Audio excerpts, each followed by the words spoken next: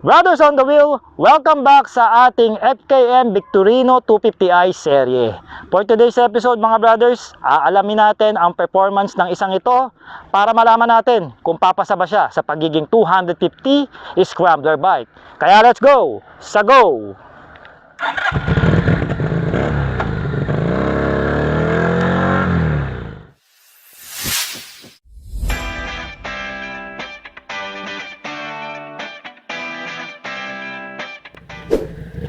Alright mga brothers, alamin na natin ang acceleration nitong motor na ito and also yung kanyang shifting. Ayan, siyempre sama na rin natin yung vibration. Alright, so 1, 2, 3, go!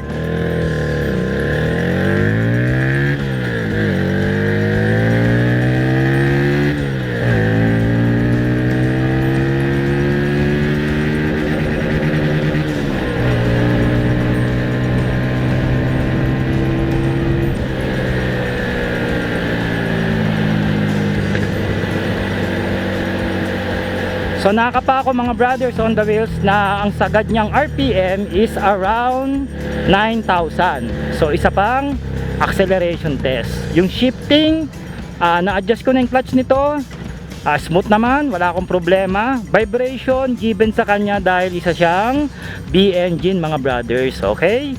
At syempre wala na siyang engine support dito sa ibabaw ng makina. So isa pa mga brothers. And go!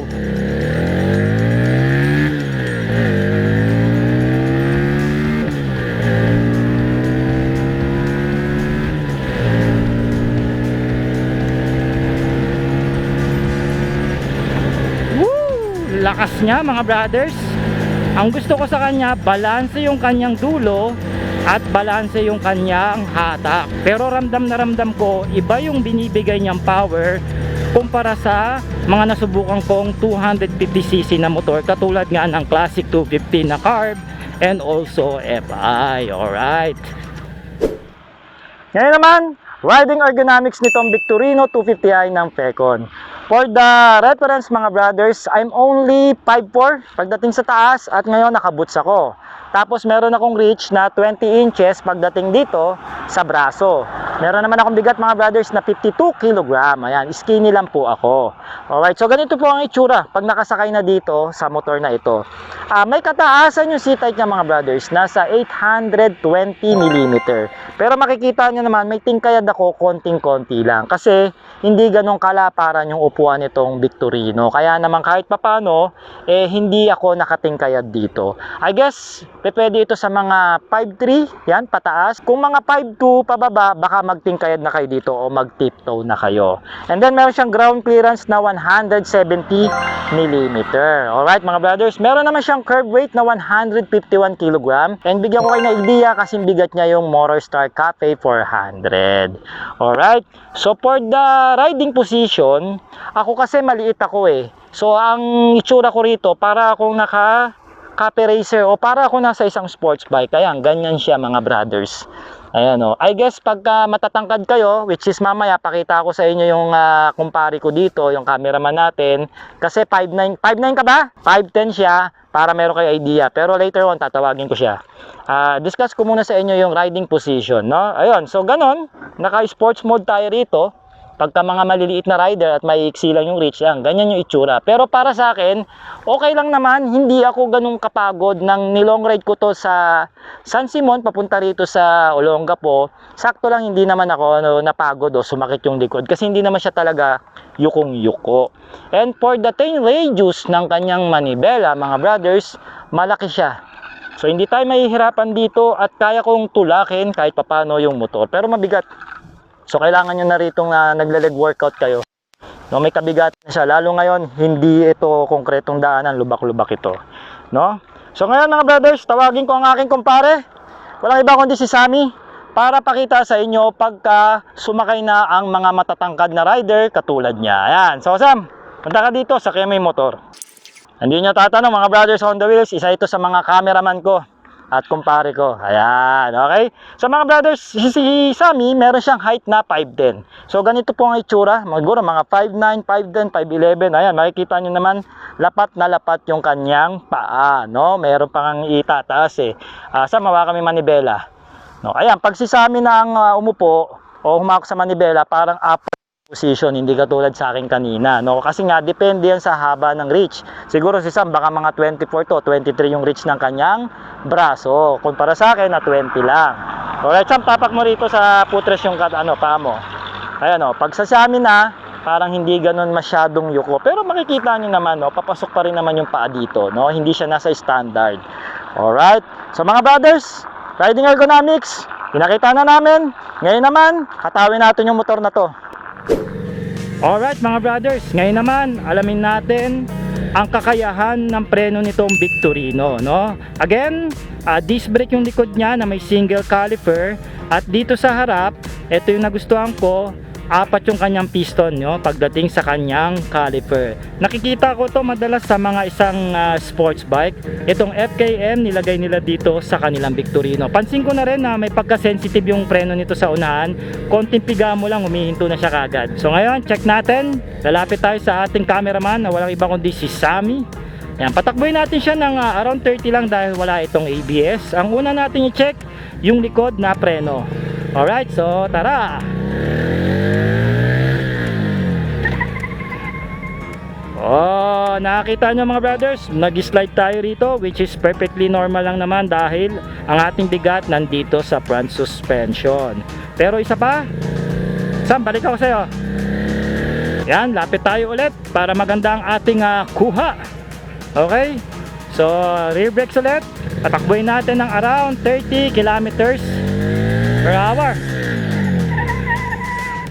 Oh, di ba? Okay lang naman na mag-slide siya, mag-pistol sa likod, kontrolado naman, walang problema, no? At yeah, okay yung preno niya sa likod, responsive naman, walang problema. Nagustuhan ko naman, yun lang, nag-i-slide siya. So ngayon mga brothers, yung preno naman dito sa harapan. Sana hindi ako bumaliktad. May kalakasan eh. So alalayan na lang natin, patakbuhin natin na around 30. Okay.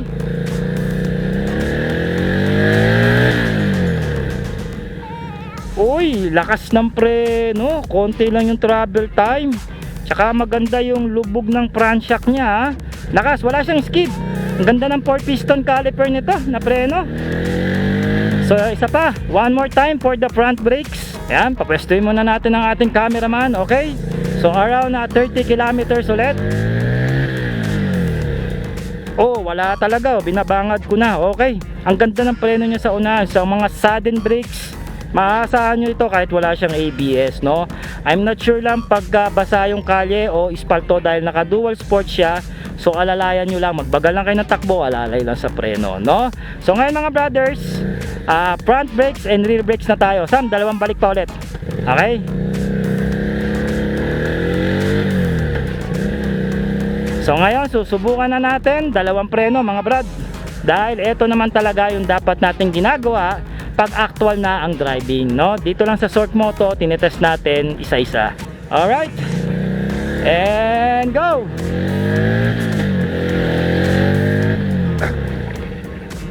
Uy, yun no, ayos. Wala na siyang skid. Tapos yung preno dito sa harapan, napakaganda talaga. At palagay ko yung CST na gulong nito lumalaban naman dun sa preno sa unahan. Isa pa, bangagin natin ulit yung preno, no? Para kunwari meron tayong hinintuan, para hindi tayo maaksidente. Pinatakbo natin kanina ng around 40 kilometers eh. Nagsegunda tayo eh. Oh, ayun no, ang ganda niya ma'am Reno mga brothers. Pasadong pasado sa akin ang preno nito. Alright, ngayon naman mga brothers, testingin na natin ang kanyang suspension. And also may mga corners dito at mukhang maganda. At lagi ako dyan nag-check ng motor o nagte-test ride. So subukan na natin. So pakikitaan ko lang kayo rito mga brothers ng parang glimpse pagka tumakbo siya sa off-road. Ayan. So ngayon may pagka bato-bato to at saka lubak-lubak. I can tell Suwabe naman ang suspension nito. Para ka namang nasa zoo pala. Para ka lang nagduduyan, oh. Ayos na ayos, ha, oh. Yan, oh, medyo ano rito. Tayo. Yun, oh. Wow, mukhang very promising ang performance niya pag dito sa ganitong klaseng daanan dahil sa kanyang dual sports. Diba? Okay, tsaka yung suspension, yung monoshock sa likod, ganda ng bounce. Ganon din dito sa harap, maganda yung sagutan nila, maganda yung kanilang chemistry. Okay na okay, kahit sa mga masiselan papasa to. Sa akin ayos, oh. Alright mga brothers, subukan na natin ang cornering nito. No, at hintayin nyo mga brothers, ang ating episode dahil sasabak natin ito sa isang off-road challenge dyan sa Zambales. Alright, ngayon cornering na tayo.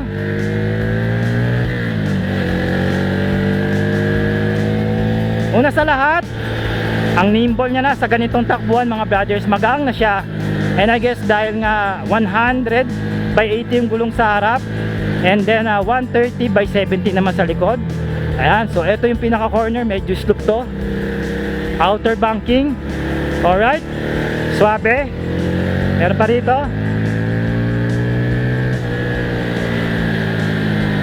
So ganun ulit. Aha, nice, nicely done pagka kumu-corner yung motor. Okay, sarap Tsaka kahit di ka na magpreno, ginagawa ko lang mga brothers, bitaw gasolina. Eto, inertial banking. Bitaw-bitaw lang, engine brake, ayos na. Di na kailangan mamreno. Yun, oh. Ba naman, meron ditong ano ba to, cargo plane ng Marines America, US Navy. Laki pala nyan. So, back to tayo sa ating review. Meron pa ritong corner, oh. Oh, mukhang maganda-ganda rin itong kurbada na to. Yan, nice, sarap. Sarap dali ng motor nito. Kung i-rate ko yung kanyang cornering performance, I will go around 8 mga brothers. Hanggang niya Ang ganda ng kombinasyon ng kanyang tire, kasi nasa gulong din niya mga brothers. So isa pa, ulitin natin. Pabalik naman. Yun, oh. Ayos.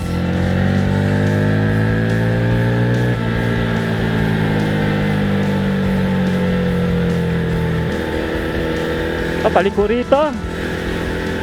Ayun, oh. Mahabang kurbada, oh. Ayos. Ay, suwabe, sarap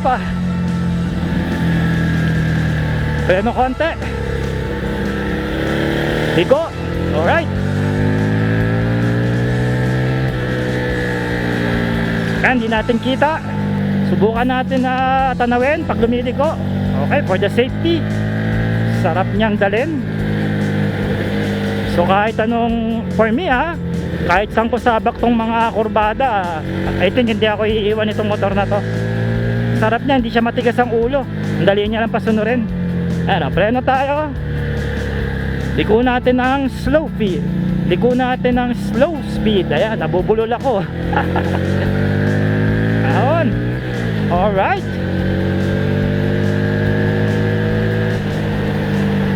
Approve ang cornering niya. So mga brothers, kung nabitin kayo dito sa ating performance review dito sa Victorino 250i ng Pecon, huwag kayong mag-alala mga brothers, dahil magkakaroon tayo ng off-road riding dyan sa San Antonio, Zambales. At syempre, susubukan din natin ang cornering performance nito dyan naman sa Sigsag sa Olongapo. So mga brothers, kung nagustuhan nyo po ang ating episode ngayon, huwag nyo pong kakalimutan mag-comment at i-heart ang ating episode dyan sa Facebook. At syempre, i-share nyo na rin ang ating episode para sa konting suporta. Kung dito man kayo sa YouTube nanonood mga brothers, huwag nyo pong kakalimutan mag-subscribe. Click nyo ang notification bell para lagi kayong updated sa mga parating pa nating episode sa motor na ito. So mga brothers, maraming salamat. Ako po si Art. Ride safe and cheers!